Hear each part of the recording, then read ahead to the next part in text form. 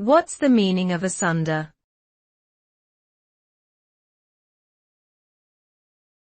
Asunder.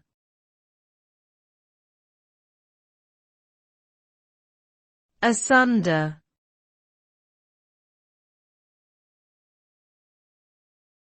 Asunder.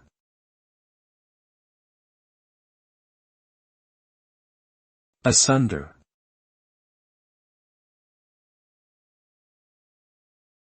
The word asunder is an adverb that describes something being torn or separated into pieces. It can also be used to describe a situation where two or more things are completely different or incompatible with each other. When something is torn asunder, it is forcefully separated into multiple parts, resulting in a complete break or destruction of the original object. This can be seen in natural disasters like earthquakes or in relationships that have irreconcilable differences. In essence, asunder represents a state of division and disintegration.